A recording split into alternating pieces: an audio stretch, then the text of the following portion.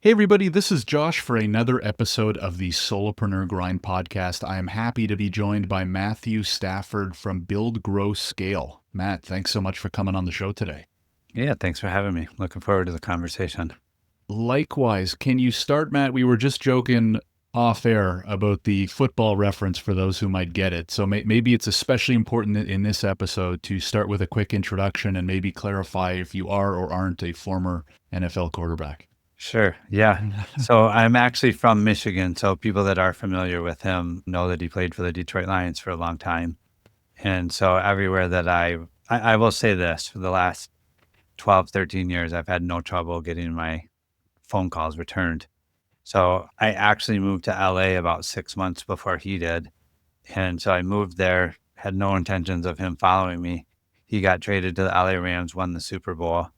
And so everywhere in California that I left my name and my phone number, which is a 989 area code, which is a Michigan number, the owner would call me back right off the bat and offer me free product, which I've never taken. So other than that, yeah, the story's funny because it's literally followed me across the country.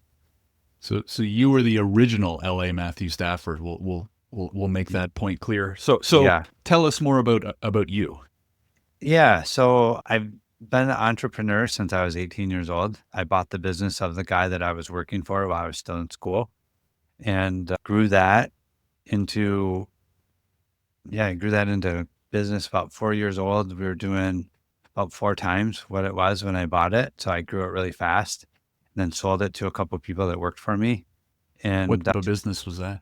it was landscaping and like seawalls. So it was in the Holton Lake, Michigan area. And what we did is we would do wood walls around the lakes and the canals that would prevent the erosion.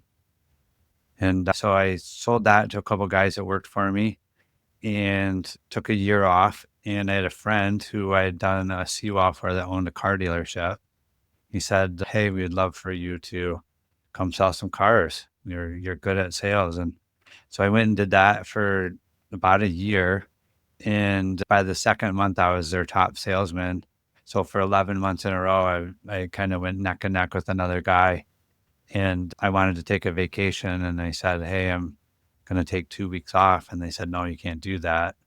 This is our busy time," or whatever. And so I turned in my 2 weeks notice and I went and took my vacation and then started a concrete business after that. Ended up doing that for 23 years.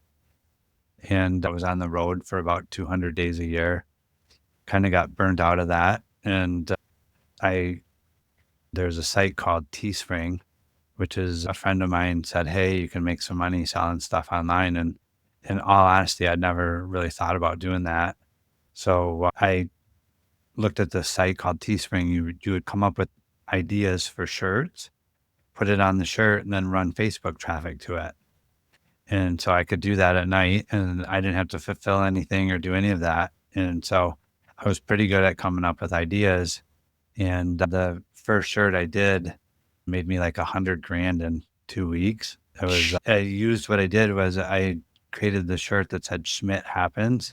And then I targeted everybody whose last name was Schmidt on Facebook. And then came up with other ones like "I'm just a little Schmidt" and just all these other like funny sayings. And I sold a lot of shirts. I'm like, wow, this is actually, I can do it from my laptop anywhere in the world. I don't have to worry about if it's going to rain on my concrete, or I don't have to have 40 employees, which now we do anyways. But, just a bunch of different things. And I ended up doing about $15 million in t-shirts the first 3 years and sold the concrete business, I had 2 brick and mortar businesses at the time, sold those, and I've been 100% online ever since. Right. Geez. Well, a couple things kind of stick out before I ask my next question. Number one is, it sounds like if you can get sales or marketing right, or both, ideally both, you can kind of do anything, right? Like you went from this to that. Like I'm sensing a theme. There was an initial theme of kind of like blue collar, right? Landscaping and concrete and stuff like that. But then you still applied it on, to the online world, which we'll talk more about. And you can kind of make anything work if you can get that stuff right. And then the second thing I want to ask is that first business.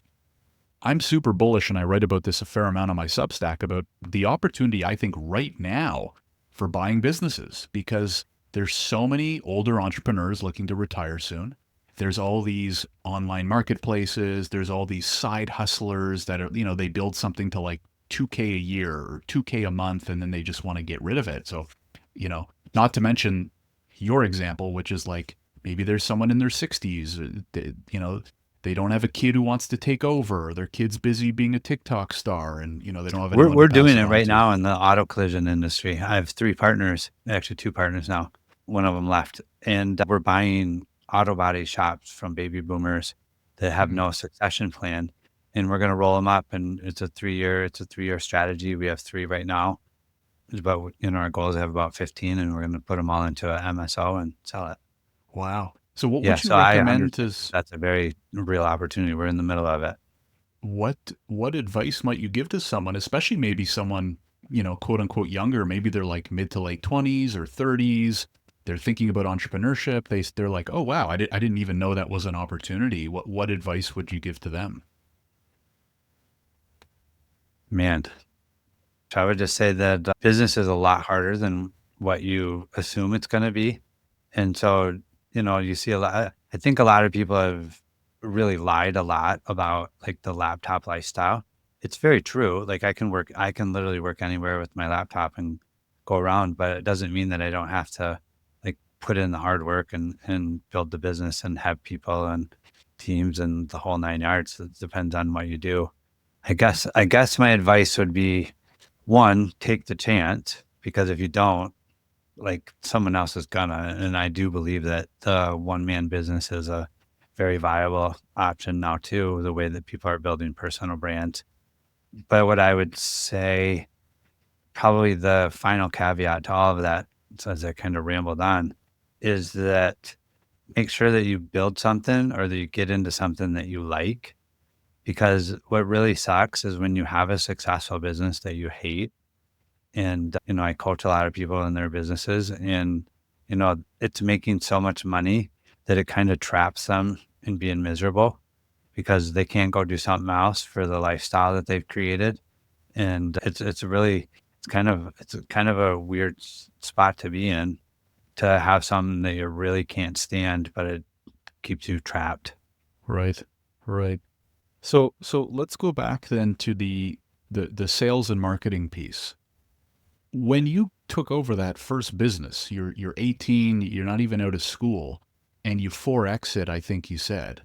Yep. How 3 years. like how do you do that? Are you what we would call like a natural born salesperson? What kind of training did you have? How did you do it? Yeah, I would say that sales is what I'm good at. And the other thing probably is I'm just very curious.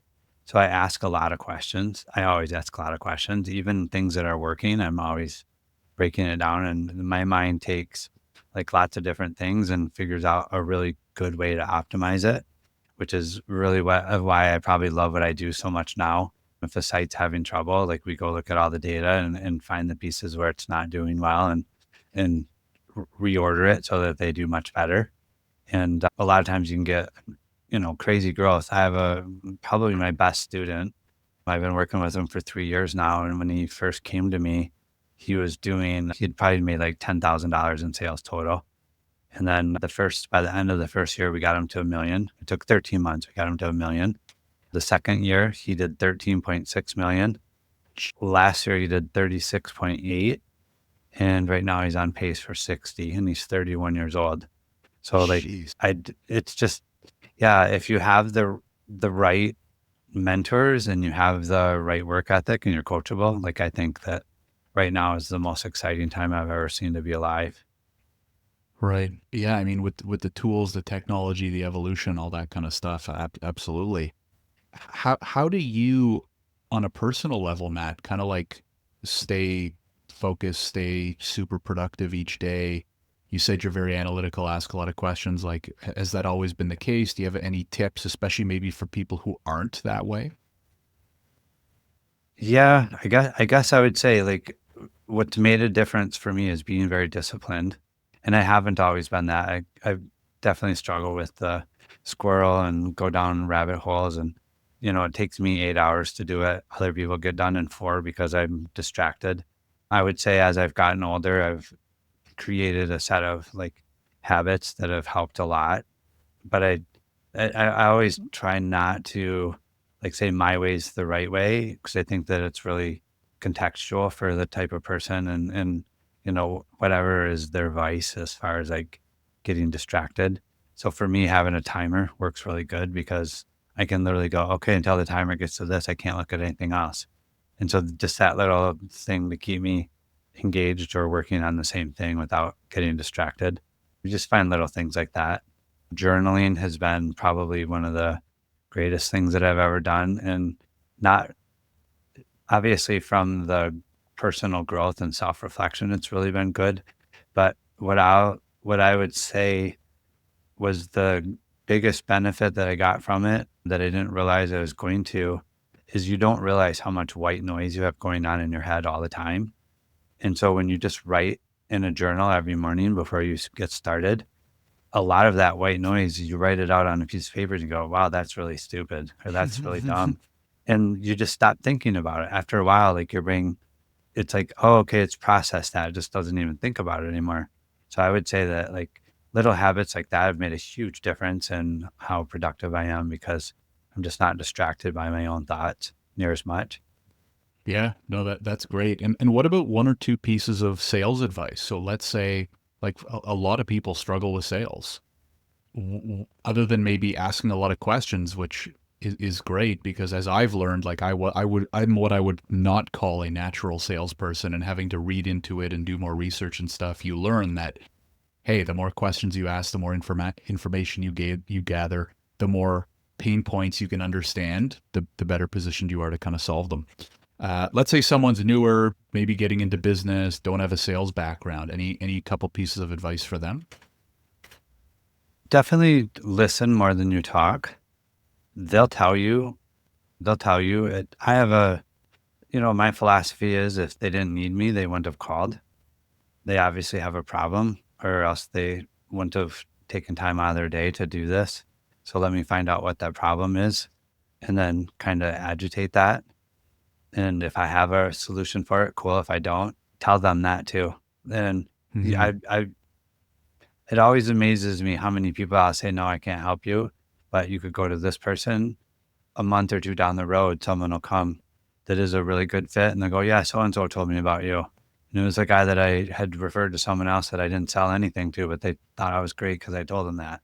Mm-hmm. And so I would just say, if you genuinely care about the experience they have, whether you sell them something or not, you'll sell more for sure.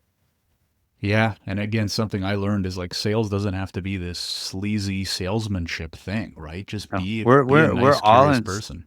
we're all in sales every day. We're selling our spouse on what movies to watch, or what food to eat, or what car to drive, or where to go. Like we're always selling. So yeah, it is sleazy if you're selling something that isn't the value of what you're asking. But when you're selling something where the value matches what they're giving you, or that they're going to get a more than what you're asking, then it's actually a kind thing to do. For sure, for sure. My next question, Matt, you mentioned earlier, like do your homework. Business is hard, right? Before you kind of jump into it. What would you say is the hardest part of entrepreneurship, or at least from your journey so far? Yeah. So this is funny. And then this is my deeper philosophical side getting into this, because I went through a lot of healing I had a very traumatic childhood. And so as I went through that, started sharing the healing journey that I was on with other entrepreneurs, a lot of them shared with me that they had gone through very similar things. And I was like really intrigued. And I kind of went into that whole area of entrepreneurship similar to like I did with websites. And, the definition of trauma is a feeling of loss of control. And if you think about business, I always ask people, when are you in control? And like, never. I said, okay, so then you're essentially operating inside of a traumatic environment by choice. You probably wouldn't do that unless you already had some sort of a coping mechanism, which you probably adopted when you were younger. And Hmm. so I do believe that business is the ultimate inner game. Like as you grow a business, um, it's going to show you where you're not good enough and where you have to show up different and where you're not measuring up. And then as you grow the business, it's going to show you again at every level. And so Mm-hmm. yeah, there's a lot of self-reflection and a lot of analysis that you do on yourself during the entrepreneurial journey that most people don't really plan on, but it requires that you're willing to have those hard conversations with yourself. That's super interesting. It's funny. I never thought about that. And I would say my first instinct to your question of like, are you in control? My instinct was to say you're entirely, maybe it's like 50% you're entirely in control and then 50% you're not, right? Because let's say like the way I was thinking about it when you started posing that question was as compared to being an employee, right? Right. When you're a business owner, you're actually in full control of your business. What are you going to do? What are you going to sell? How are you going to sell it? You know, who's going to file the taxes? Am I going to work today or not? But then I guess what you're referring to is all the external stuff, which there is so much of, right? Yeah. And really kind of humbles you and keeps you honest, which I think is what you were alluding to too, right? Like there's no BSing, right? Like you run Yeah, your and you don't business. control when they're going to pay you, or you got to make Right. payroll. So you're in control that you Right. got to make payroll, but that doesn't mean that your accounts receivable is coming in at the right time and all the other different things that are going on, or that this customer is not happy until they hold it, or however the stuff, from the different types of businesses that we've been in, you're Hmm. always at the mercy of someone else.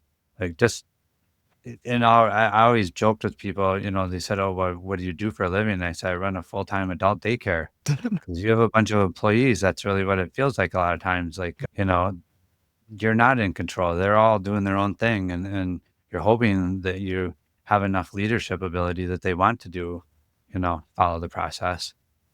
Yeah. I mean, I'd say only within the last couple of years of my life, I truly believe that we don't actually grow up and become adults. We're just slightly older, slightly more mature kids. Yeah. You know what I Yeah. mean? Yeah. And We're maybe making it that's a up good as we thing. go. Yeah, Yeah. maybe that's a good thing too, because it keeps it more fun. Can you tell us, Matt, what does a typical day look like for you? Yeah, I get up fairly early, about 5:30, and go through about 90 minutes worth of stuff. Like I exercise and journal and kind of get myself in a good place for the day. And then I start working on other people's websites. And then my calls start about 11:30, and this will be my last call for today. So yeah, from 11:30 to 4 or 5 o'clock, I do calls. And then any evening stuff in particular? Right now, I'm actually learning how to write, so I'm trying to write every day. I have a book that I want to write and a couple other things, and so at the moment, I'm actually reading and writing a bunch at night. Awesome. Very cool. Yeah, My favorite question personally, Matt, that I like to ask is if you had to start over from scratch, and in your case, because your specialty in like e-commerce and stuff like that. So let's just say if you had to start over from scratch, let's yeah. call it an e-commerce business. What are 5 key steps that you would take or recommend to build a successful business? Well, one of the things that I see among all of our clients that are successful, that's very consistent, is their customer service is really, really good, and like that's non-negotiable. So I would say, obviously, understanding that. The other part is a lot of the ones that I see do very well too are the ones that are willing to pick up the phone and still talk to people. It's amazing how big of a difference that makes and the amount of sales. In fact, just as a caveat, that other example of the client that I work with that did the million to 13 to 30 to now 70, he came to the second workshop and he's doing about 40 grand a month and thought like, that's the most we can do. Like we're as busy as we can be. And I said, okay, so how many of your clients do you talk to? It's like, none. Like, okay, then the next step is I need you to leave the workshop for about 45 minutes, go call 5 of these people that have emailed questions in and answer their questions and let me know how it goes. And he came back in about an hour later. He made 5 sales, 10 grand. And I said, well, now I think you know what your next thing is. You just did 25% of your monthly revenue in 1 hour. Why don't you do more of that? And he did. Mhm. Now he's got 3 salesmen and, they each do big numbers. Got it. So especially for e-com, and this is something I'm not experienced in, customer support, especially being willing to get on the phone with the clients. Anything else? Like if you're giving me advice, like Yeah. how do I even pick a product? What do Yeah. I do? I would say that I would want it to be consumable, because definitely if they are using it every 30 months or every 30 days and 60 days, like, so consumable is very good. I love the supplement businesses. What else? Yeah, definitely the recurring revenue. I was I'd say just you got to have average order value over $150 now, about, to be able to scale to traffic. Yeah, so those types of things, be able to bundle your product where you can get about $150 average order value, have recurring, really good customer service, and a good quality product. Like, that goes without saying, but you'd be shocked how many people made a lot of money selling garbage, and then they could never sell another one. So kind of ran its cycle after 6, 8 months of, selling people a bunch of junk, then the business didn't work anymore. And I'm really glad we really never, anybody that came to us that were drop shippers, we just said, that's not really a business. And so we never really helped them with it. But I saw a lot of it for a long time. right. I mean, it was certainly, and probably still is a bit of a craze. In terms of growth, Matt, is getting good at something like Facebook ads? Like, is that key to this? No, no, because AI is taking over all of that stuff. And Hmm. I honestly believe that e-commerce is getting, like, the maturity of the market is getting to the point where the people that are actually doing fairly well have 2 or 3 key vendors, like a ads guy, a CRO guy, and fulfillment. And they're really good at sourcing and marketing and all the rest, and let these guys do that. I would say we're investing a lot in it right now, and going down that road at least a couple hours every day is AI.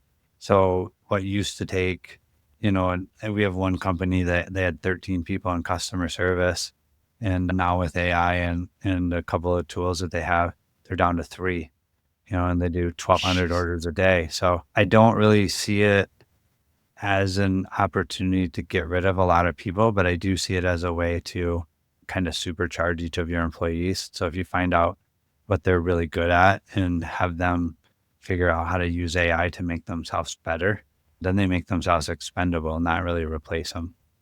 For sure. And I mean, in our case, a lot of our listeners are solopreneurs. So just empowering people with maybe working by themselves or just 1 or 2 people, you can get so much done now. It's crazy. It segues great into my second last question, which is, do you have 2 or 3 tools or resources that you recommend that you use quite often to run your business? Well, we use Slack for communication. We use, I'm trying to think about something that would be more universal. I don't, because we kind of have like an agency, so I'm not sure how universal that is to the one person business. I would say, yeah, the large language models, like, the better I've got at using them, not just asking simple questions, but literally treating it like it's an advisor, like it's the smartest advisor in the world. The amount of stuff that I can get done and have really good high quality output, where it used to take a week to come up with it, now you can come up with it in 2 hours. I would say, yeah, learning how to work with a, Grok or Gemini or ChatGPT really, really well. Don't just like ask it a few dumb questions and get dumb answers and go, it doesn't work. Because I did that for the first year. And then some of my other friends that were really going deep with and now for the last couple of years, we've been really using it a lot to optimize websites and look at data in a way that we can't humanly do it. And so, yeah, I would say figure out a way to use that to make yourself super valuable, because a lot of people are going to be unemployed. And if you have any skill set with that at all, like, you'll write your own ticket. Yeah, I totally agree. I went live on LinkedIn 2 weeks ago as part of normally an immigration and news show that I do, and ended up talking about AI because I've been testing Gemini a little bit more. That was my one key piece of advice about AI. Get better at prompting. Like, it Yeah. is so much more powerful the better your prompting is. Garbage in, garbage out, right? I mean, it's Yeah. it's Yeah. exhibit A of that statement. So I totally agree. Matt, my last question is always, number one, this has been great, and thank you very much for coming on. Given all the above, and really you can go anywhere with this, but like, what is one piece of advice you would say? Let's say there's somebody listening, maybe they've been an employee their whole life, or they're thinking about pulling the trigger, starting their own solopreneur journey. What's the one key piece of advice that you'd want to leave them with? I would say find out where your ideal audience hangs out and just commit to 30, 40 minutes a day, provide value there. And I think within 6, 8 months, you'd be shocked at what kind of a following that you have. It doesn't, people look at these influencers that have millions of followers and all this other stuff, and they, it took them several years to do it. It just doesn't require that anymore. If you're willing to do a little bit of research and know where your ideal client or the person that you want to serve hangs out, and you spend some time there every day just being consistent, I think consistency and persistence beats talent any day. Well said. Well said. I completely agree. Matt, thank you again for coming on the show. This has been very, very interesting. If people want to learn more about you or your company or get in touch, where do you recommend that they go? Yeah, our website is buildgrowscale.com, and my email is just matt@buildgrowscale.com. What we do is we help people's websites convert better. I always tell everybody that traffic's not really the problem, because if the average site converts at 2 or 3%, everybody's like, oh, I need another 100 visitors to make 2 or 3 more sales. And I'm like, how about we make your site work better? And then those 97 people that left, we'll get 2 or 3 of them to buy. And now we doubled your business on the same amount of ad spend, and you can scale because you can afford to pay for more customers than your competition can. Awesome. We will include links to that in the description below, whether you're watching on YouTube or listening on your favorite podcast platform. Matt, thanks again for coming on the show. Really appreciate it. Thanks for having me.